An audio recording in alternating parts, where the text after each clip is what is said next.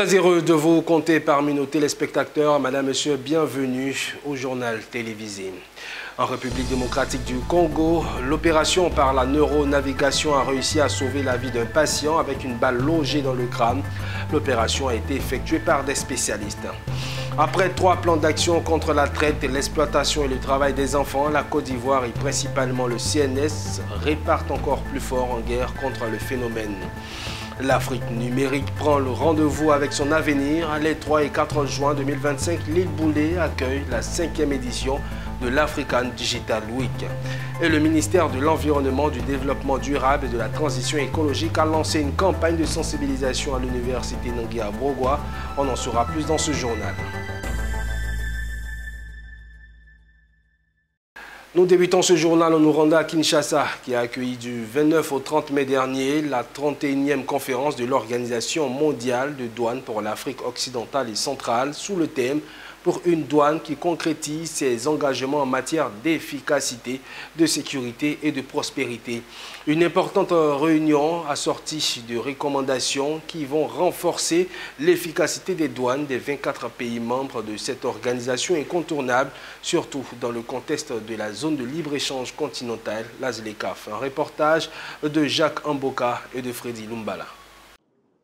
L'Organisation mondiale des douanes et l'Afrique occidentale et centrale, OMD/AOC, entend favoriser la concertation entre la CEDEAO et l'Afrique centrale pour la mise en place du projet Stigma. C'est une des recommandations à l'issue de la 31e réunion des directeurs généraux des douanes de l'Afrique occidentale et centrale tenue à Kinshasa du 29 au 30 mai sous la conduite de la vice-ministre des Finances représentant le ministre. Mesdames et messieurs, la modernisation de la douane est un pilier incontournable de la réussite de l'intégration africaine et la République démocratique du Congo entend jouer un rôle moteur dans la mise en œuvre des réformes nécessaires à la facilitation du commerce régional. C'est avec cette ambitieuse vision que je déclare solennellement ouverte la 31e conférence des directeurs généraux des douanes de la région de l'Organisation mondiale des douanes pour l'Afrique occidentale et centrale. La conférence régionale de l'OMD/AOC s'est tenue sous le thème « Pour une douane qui concrétise ses engagements en matière d'efficacité, de sécurité et de prospérité ».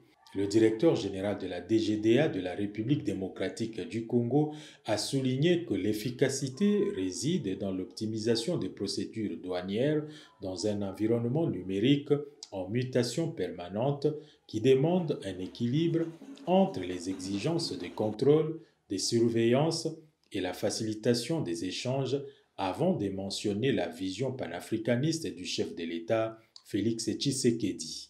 La vision panafricaniste du président de la République, son Excellence Félix Antoine Tshisekedi Tshilombo, mais aussi pour renforcer la coopération douanière régionale.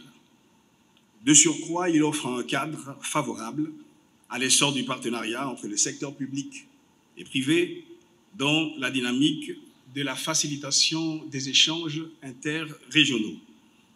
Ces assises à Kinshasa auront donc le mérite de faire part aux délégations des avancées réalisées dans le cadre de la mise en œuvre de la zone de libre-échange continentale africaine ZLECAf en sigle.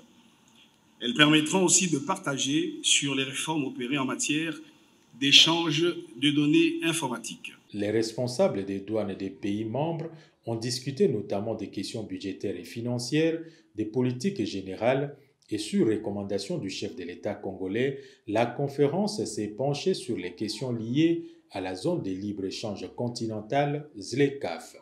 Une première en République démocratique du Congo, l'opération par la neuronavigation, un appareil encore rare dont la sous-région a réussi à sauver la vie d'un patient avec une balle logée dans le crâne. L'opération a été effectuée par des spécialistes au centre hospitalier Tshisekedi dans la ville de Lumumbashi. Construit par la Caisse nationale de sécurité sociale sous l'initiative de son directeur général Charles Kazidi, ce centre est en termes d'équipement un des rares de la sous-région qui dispose de l'appareil de neuronavigation. Nous sommes à Lubumbashi, au centre hospitalier Tshisekedi Tshilombo, CHTT. Ces patients d'une cinquantaine d'années ne seraient pas en vie si la Caisse nationale de sécurité sociale, sous la direction de son directeur général Charles Moudiali Kazadi, n'avait pas vu loin en investissant dans la construction d'un centre hospitalier moderne portant le nom du chef de l'État. En effet, une balle est logée dans la tête de ces patients, ce qui ne lui laissait plus d'option de survie. Dans ces centres équipés de matériel exceptionnel, dont la neuronavigation, un appareil unique en Afrique centrale, le neurologue chirurgien Kabulo Dieu merci et son équipe ont réussi à localiser puis extraire cette balle. On n'a fait que 20 minutes pour extraire la balle et puis on a suturé. 3 heures après l'opération, le malade était déjà complètement éveillé, il parlait, il a même mangé hier. Et aujourd'hui, il est bien, il n'a pas de déficit neurologique. Et il avait des difficultés d'ouvrir son œil droit parce que la balle était juste au-dessus de l'œil. Mais maintenant, là, il ouvre et tout marche très bien. Donc, c'est pour dire que nous avons maintenant un bon plateau technique qui fait que nous puissions réduire l'expatriation des malades. C'est ça même la vision du DG de la CNSS, M. Charles Moudiaï. Il veut vraiment sensibiliser parce qu'il est en train d'adopter la politique du chef de l'État, de diminuer l'expatriation des malades. Tout peut se faire maintenant ici au lieu d'envoyer les malades à l'étranger. Le patient a reçu des balles dans une zone minière. Aucun espoir de survie, sachant surtout qu'une telle opération nécessite non seulement un coût au-delà de ses moyens, mais aussi qu'elle ne pouvait jadis être possible qu'à l'étranger. Pour lui, le CHTT a tout simplement été un oasis. Sur son lit d'hôpital, sa gratitude envers le corps médical et les centres hospitaliers est immense. J'étais presque déjà mourant. Tout ce qui m'est arrivé, je ne peux que bénir mon Dieu. En passant, je loue l'initiative de la construction de ce centre et exprime toute ma gratitude au staff et médecins du centre hospitalier Tshisekedi Tshilombo pour cet excellent travail. Rappelons que le centre hospitalier Tshisekedi Tshilombo, CHTT, a été construit grâce aux fonds propres de la Caisse nationale de sécurité sociale.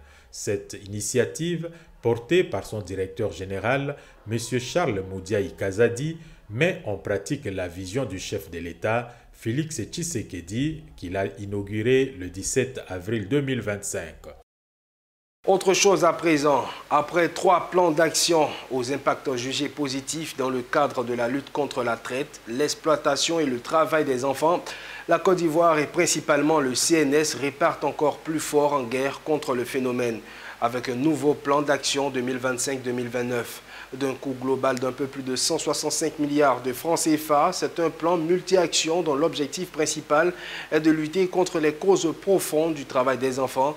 Le plan a été lancé ce jour même par celle-là même qui assure la présidence du CNS, la première dame Dominique Ouattara. Le compte-rendu de Issa Badini.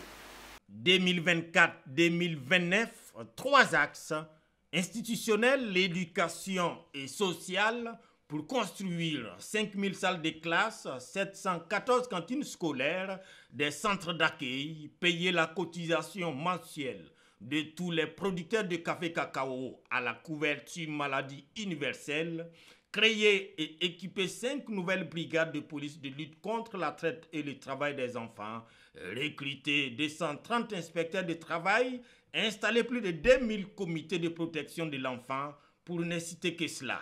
Voilà ainsi, entre autres, le contenu du plan d'action ambitieux selon Dominique Ouattara pour la lutte contre les causes profondes de la traite et l'exploitation des enfants. Ambitieux, c'est aussi la vie de tous à cette cérémonie de lancement. Le lancement officiel du plan d'action national de lutte contre la traite, l'exploitation et le travail des enfants, qui nous réunit ce jour, constitue indéniablement un tournant majeur dans la consolidation de l'engagement de la Côte d'Ivoire en faveur de la protection intégrale et effective des droits des enfants. Le plan d'action national 2025-2029 constitue un levier stratégique essentiel pour structurer et aligner les efforts de tous les acteurs. À tous les acteurs, la Première Dame lance ces messages. Je lance un appel à tous les producteurs dans tous les secteurs d'activité que j'encourage à plus de vigilance. Nous continuerons à nous battre ensemble pour que ce fléau soit totalement éliminé de notre pays, que ce soit dans les plantations de cacao, d'anacarde, de café ou dans les mines, dans le transport et les services. 165 milliards 643 millions de francs CFA, c'est le budget prévisionnel de ce plan du Comité national de surveillance des actions de lutte contre la traite, l'exploitation et le travail des enfants, présidé pour les rappels par la Première Dame. 165 milliards 643 milliards de francs CFA, financés presque en totalité par la Côte d'Ivoire. Et parlons numérique. L'Afrique prend rendez-vous avec son avenir. Depuis les 3 et 4 juin, l'île Boulé accueille la 5e édition de l'African Digital Week, organisée par la CGCI en collaboration avec l'Unitel, le Gothic et le Club des DSI. Cette rencontre d'exception explore le thème « L'Afrique à l'ère de l'intelligence artificielle, innover, transformer, protéger ». Plus de détails avec Onena Norgo. À l'ère de l'intelligence artificielle, l'Afrique engage son virage numérique.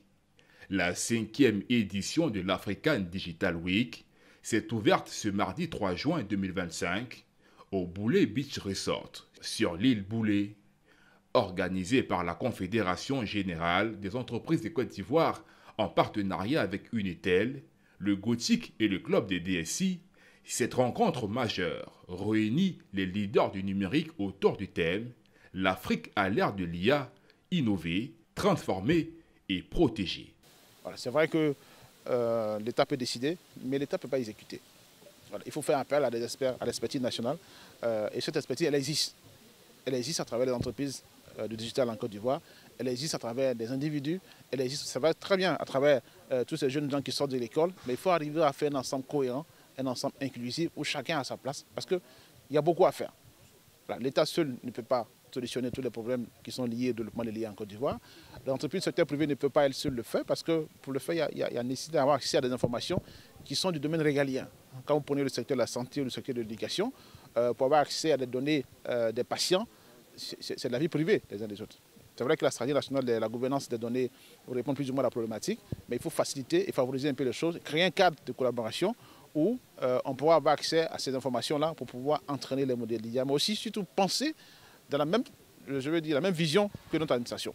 Parce que si le secteur privé réfléchit d'un côté, l'administration d'un autre côté, je pense qu'à un moment donné, ça va fonctionner en parallèle. Et puis, voilà, il faut une synergie d'action, il faut une complémentarité.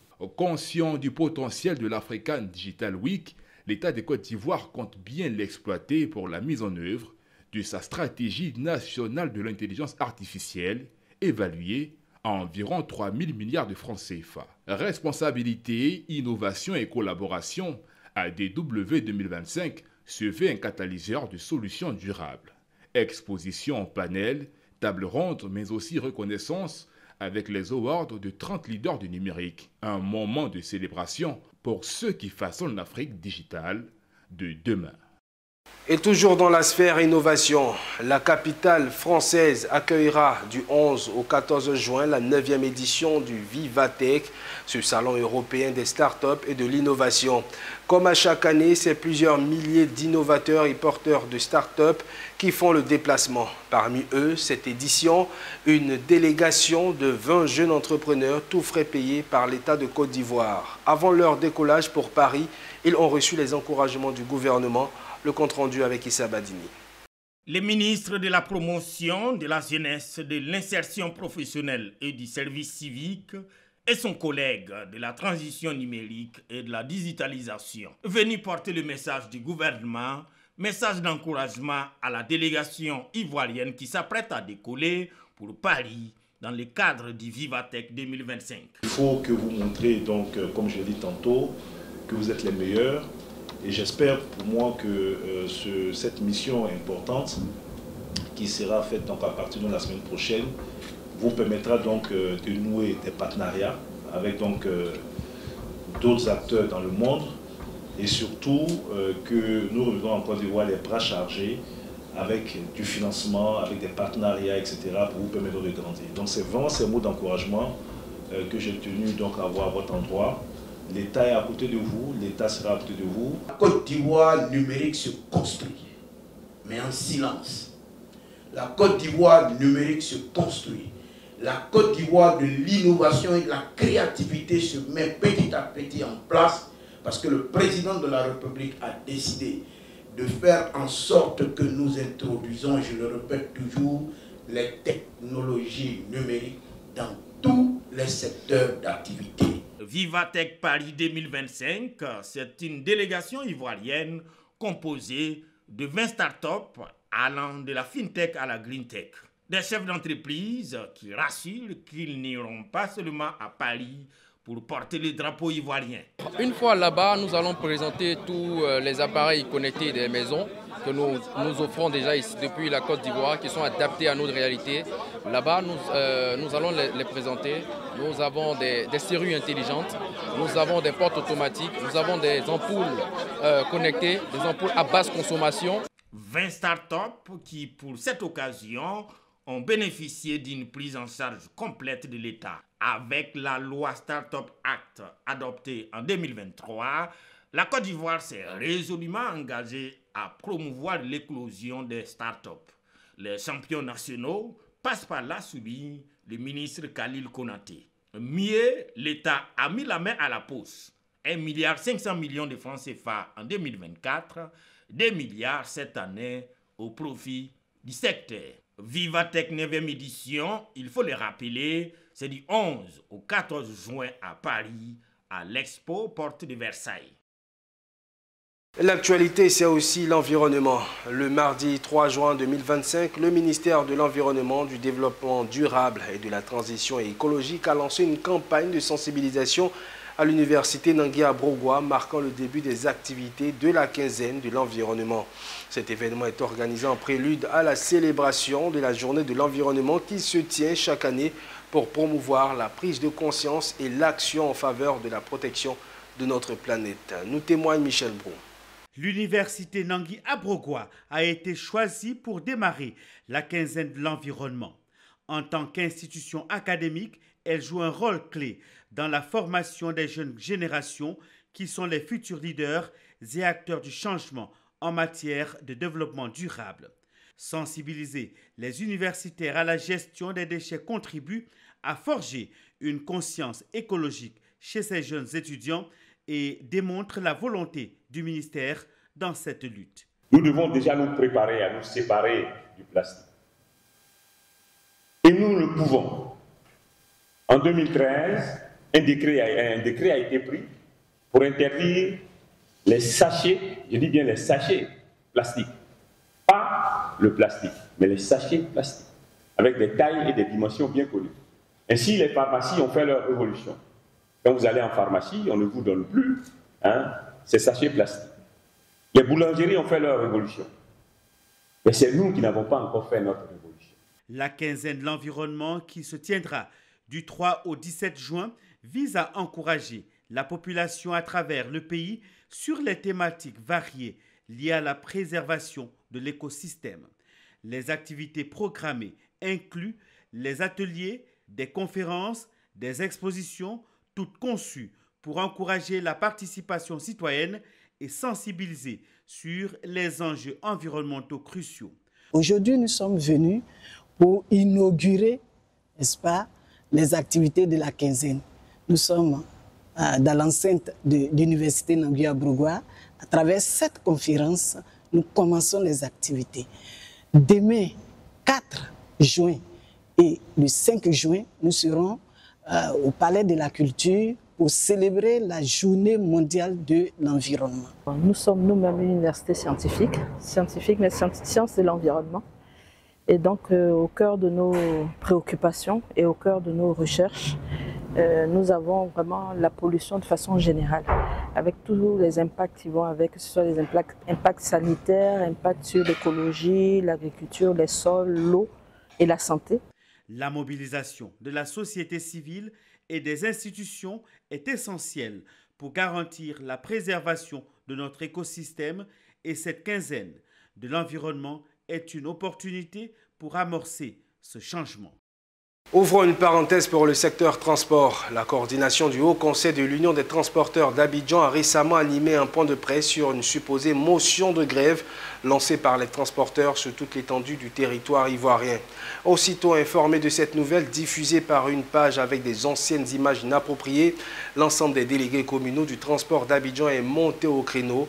Ces délégués, à travers la voix de leur porte-parole principale, ont démenti l'information et appellent les populations à vaquer paisiblement à leurs occupations. Je vous propose d'écouter un extrait de la déclaration.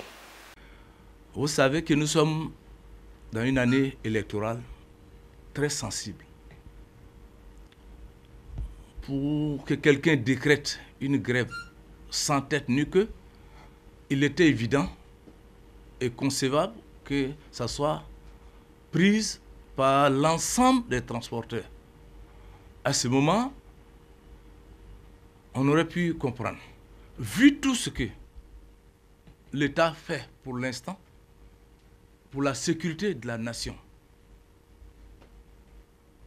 de ce pays, pour que nous puissions vivre en paix, il n'est pas opportun pour qui que ce soit de prendre une telle décision.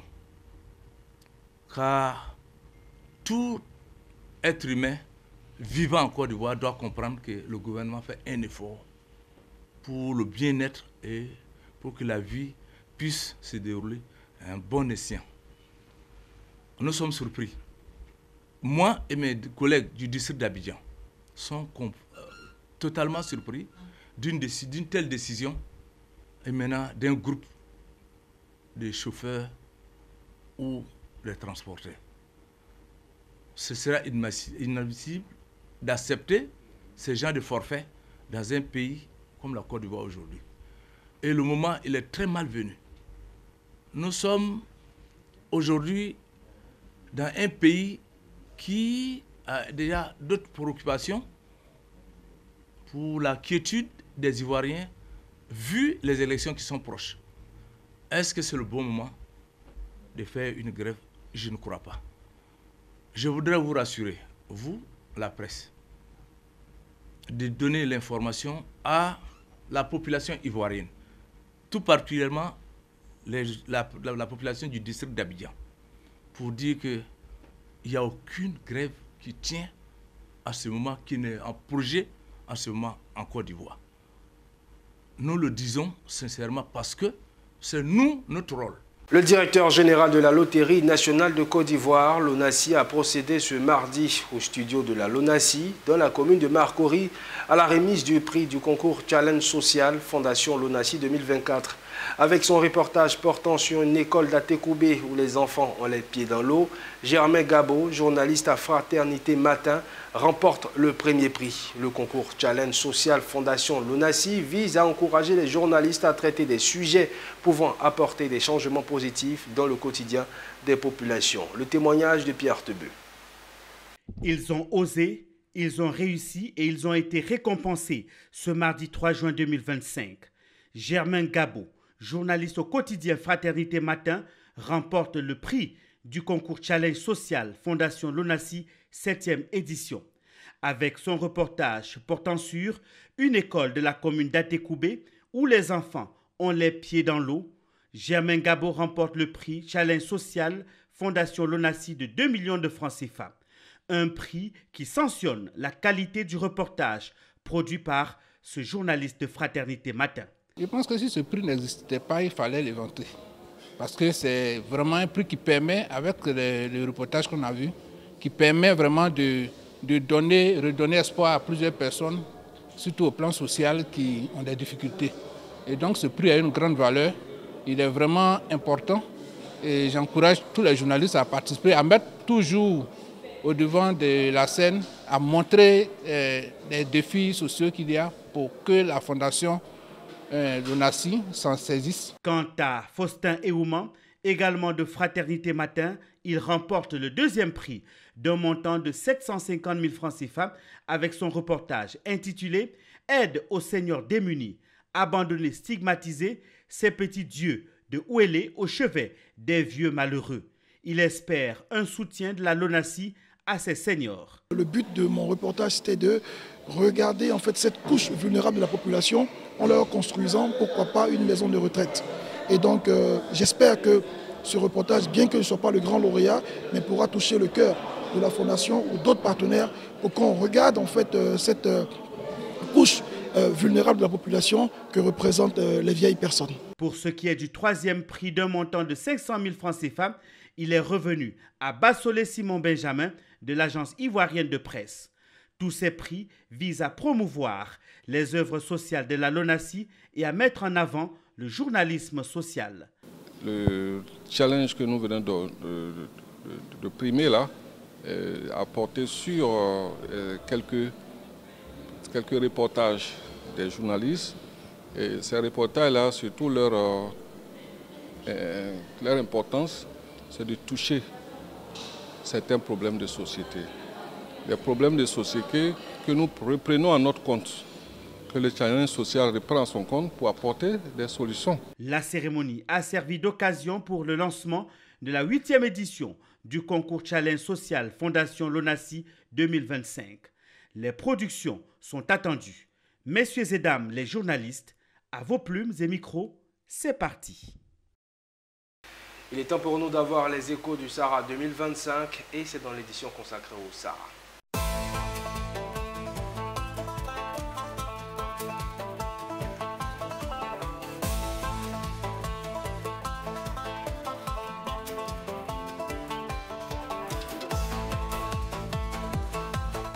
Pendant 10 jours, nous avons été au cœur du Sahara 2025 grâce notamment à Alanitoua qui nous rejoint encore au plateau pour nous parler du Sahara 2025. Bienvenue Alanitoua. Merci, on s'est bien. Alors au Sahara 2025, il nous a été donné de voir F-Home et Cabos présenter l'agroforesterie dynamique. Effectivement, après avoir présenté le CIRA, le centre d'incubation agro-écologique rural, F-Home a présenté un de ses partenaires techniques dénommé Cabos. Cabos est une entreprise ivoiro-suisse dans l'un domaine d'activité et l'agroforesterie dynamique. Avec Philippe Zabo, notre reporter, découvrons ensemble Cabos et l'agroforesterie. La sauvegarde de l'environnement et le développement durable constituent deux piliers fondamentaux de la stratégie d'F-Home pour un avenir plus vert et responsable. Un partenaire précieux l'accompagne dans cette mission, Cabos. Cabos œuvre pour l'harmonie entre progrès économique et le respect de la nature. Cabos, c'est une structure ivoiro-suisse qui existe depuis 2009 en Côte d'Ivoire.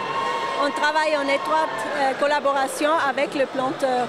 On teste des interventions avec les planteurs et actuellement on travaille avec 3000 paysans. Nous faisons l'agroforesterie dynamique. On dit dynamique parce qu'il y a une succession de cultures sur le champ. Et nous faisons des interventions sociales, ça veut dire les AVEC et AGR, les groupes d'épargne et aussi les activités génératrices de revenus. Cabos accompagne les agriculteurs en faisant la promotion de l'agroforesterie dynamique, un système innovant. L'agroforesterie dynamique nous permet, dans un schéma bien défini, d'installer des parcelles. Nous pouvons le faire avec d'autres cultures, mais dans le cas de Cabos, nous le faisons dans la cacaoculture. Et l'agroforesterie dynamique nous permet de planter beaucoup d'espèces sur la même parcelle. Il y a du cacao, il y a des bananiers, il y a des arbres à biomasse, il y a des arbres de stade 3, des arbres de niveau 3, il y a des fruitiers, il y a des légumes, et tout ça sur la même parcelle. Et lorsque nous les plantons, après nous passons pour faire la gestion. Et lorsque le producteur il nettoie dans son champ de cacao, il nettoie en même temps dans toutes ces parcelles-là les mêmes cultures qu'il a sur la parcelle. Et un seul nettoyage permet de nettoyer, d'entretenir toutes ces parcelles. Et en même temps, ces arbres de niveau 3, de niveau 4 vont permettre la séquestration du carbone. Et les arbres à biomasse permettent d'enrichir le sol. Parce qu'aujourd'hui, nos sols sont tellement pauvres qu'il faut les fertiliser. Cabos est actif depuis 2009 dans la région de Soubré et dispose d'un réseau finement structuré d'environ 2000 paysans et collaborateurs. Lors du Sahara, toujours, Calivoire, qui est une entreprise de solutions agricoles tournée vers le développement de l'agriculture ivoirienne et le bien-être des populations, filiale du groupe UPL, 5 degrés, acteur mondial de l'industrie de la protection des végétaux. Calivoire propose donc plusieurs offres allant de la protection des cultures à la fertilisation des sols en passant par la fourniture de semences. Calivoire propose aussi des solutions d'hygiène publique, des formations et accompagne ONG et coopératives. Calivoire encore a profité de son passage au Sahara pour présenter ses biosolutions dédiées au développement durable. Donc aujourd'hui, on a échangé pendant tout l'après-midi avec nos invités au Sahara pour à la fois présenter qu'est-ce que sont les biosolutions, à savoir les biocontrôles, les alternatives aux produits conventionnels, mais aussi les biostimulants, qui sont une nouvelle gamme de produits qui permettent de répondre aux nouvelles problématiques du changement climatique, aux besoins de rendement des producteurs. Et donc on a pu aussi parcourir la gamme Calivoire dans chacun de ses portefeuilles et présenter ce qui allait venir sur le marché et comment cela représentait des solutions pour les producteurs pour optimiser leur rendement et leurs itinéraires techniques. L'avantage des biocontrôles, ce sont des produits d'origine naturelle qui peuvent être des extraits de plantes, des extraits d'algues, des extraits minéraux. Et l'avantage qu'on va avoir, c'est que ce sont des produits qui sont beaucoup plus sûrs pour l'environnement, pour l'utilisateur, mais aussi pour la faune utile, tous ces insectes qu'on veut préserver. Et ils vont permettre de pouvoir appliquer les produits à des moments où on ne peut pas appliquer de produits et donc mieux respecter les délais avant récolte et mieux garantir la sécurité et la santé des utilisateurs et des consommateurs finaux. Et Alan, au Sahara, il était question aussi de distinction. Justement, 11 à Sémien, la 7e édition du Salon international de l'agriculture et des ressources animales d'Abidjan a été marquée par la distinction de 350 personnes décorées dans l'ordre du mérite agricole. Parmi eux, Yaoboué Justin, originaire de la région du Gantougo, directeur des plantations de la société évéicole tropicale Rubert Côte d'Ivoire, qui est distingué par les autorités pour l'ensemble de ses efforts fournis pour la promotion du secteur évéicole en Côte d'Ivoire, suivant les précisions de Anissé Kouadio. Parc des expositions d'Abidjan, 356 personnalités reçoivent des distinctions dans l'ordre du mérite agricole. Parmi eux, Yaoboué Justin, directeur des plantations du groupe évéicole Tropical Rubber Côte d'Ivoire. Il reçoit sa distinction à l'occasion de la 7e édition du Salon international de l'agriculture et des ressources animales d'Abidjan. Merci à Dieu. Merci à tous nos responsables, que le travail acharné continue afin que nous puissions mériter toujours. Il faut savoir que lorsqu'on vous a placé à un certain niveau, vous n'avez pas le droit de régresser. Il faut aller toujours de l'avant. C'est notre leitmotiv. Le ministre d'État, Kobena Kwasi Adjoumani, premier responsable du secteur agricole en Côte d'Ivoire, a encouragé les récipiendaires à poursuivre dans cette voie au service du développement de l'agriculture ivoirienne. Cette cérémonie de décoration est une occasion de rendre hommage à celles et ceux qui ont consacré une grande partie de leur vie à travers leur travail au développement de notre pays. Cette médaille de chevalier du mérite agricole est une véritable fierté et un honneur pour Yaoboué Justin. Cette distinction arrive comme le couronnement de plusieurs années de travail. Pour moi, c'est une consécration.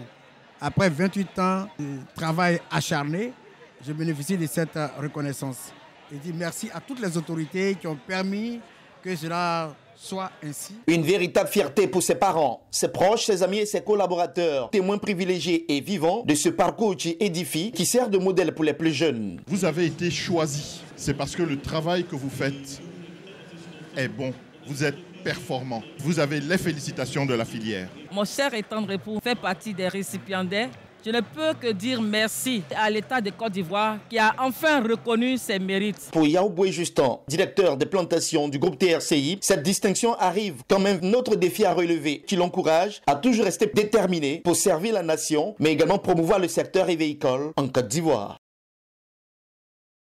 En Jassémien, toujours au cours du Sahara, la visite des stands, notre reporter a rencontré les membres de l'ONG Mouvement des Jeunes Unis pour le développement de l'Afrique. Suivons ensemble des réactions de leur président. C'est ma toute première fois. Il faut dire que le Sahara, pour moi, est un stimulateur entrepreneurial pour les jeunes. parce que ça nous permet de pouvoir découvrir vraiment des stimulants dans le domaine de l'entrepreneuriat. Ça nous permet de pouvoir découvrir qu'il y a plein d'agriculture, de choses qu'on peut faire à travers l'agriculture ici. Et donc j'incite véritablement la jeunesse à pouvoir s'intéresser à tout ce qui est agriculture et tout ce qui est élevage et tout ce qui peut permettre de pouvoir développer notre continent. Ce qui m'a le plus marqué, c'est, comment je dirais, la transformation des produits naturels ici en produits finis. Et véritablement, c'est vraiment fantastique parce qu'on a constaté qu'à travers, par exemple, le manioc seulement, on peut transformer on peut extraire plusieurs produits. On se sait bien, voilà tout pour les derniers échos du Sahara. C'est ce qu'a pu récolter nos reporters. Et ça a été un plaisir pour moi de partager ce plateau avec toi durant tous ces jours du Sahara 2025. À très bientôt. Merci. Merci à vous de nous avoir suivis. C'est ici que s'arrête ce journal. Restez avec nous, le programme se poursuit sur la télé utile.